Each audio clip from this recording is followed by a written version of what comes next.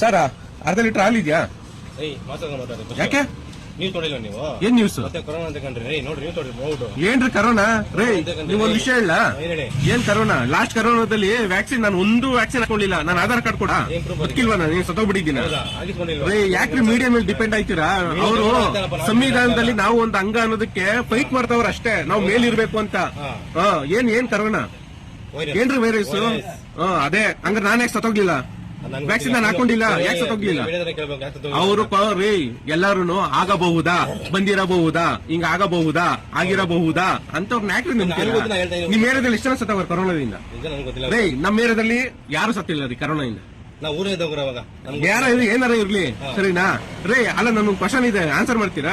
Corona ಡಾಕ್ಟರ್ಗಳಿಗೆ ಬಂತು, police ಅವ್ರಿಗೆ ಬಂತು, ಯಾಕ್ರಿ ಮೀಡಿಯಾದವ್ರಿಗೆ ಬಂದಿಲ್ಲ?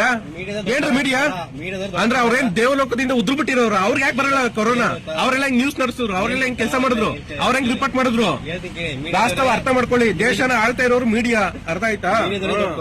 ಬೇಕಾಗಿಲ್ಲ, ನಾನು ಆಧಾರ್ ಕಾರ್ಡ್ ನಂಬರ್ ಕೊಡ್ತೀನಿ, ನಾನು ವ್ಯಾಕ್ಸಿನ್ ಹಾಕ್ಸ್ಕೊಂಡಿಲ್ಲ, ನಾನು ಬದುಕಿಲ್ವಾ? ದೇಶದ ಅಭಿವೃದ್ಧಿನ ಹಾಳು ಮಾಡಬೇಡಿ. ಅವರು ಸಂವಿಧಾನದಲ್ಲಿ ನಾವು ಒಬ್ರು ಅನ್ನೋದನ್ನ ಅವರು ಪ್ರೂಫ್ ಮಾಡಕ್ಕೆ ಒದ್ದಾಡ್ತಾ ಇದಾರೆ. ಏನ್ರಿ ಮೀಡಿಯಾ?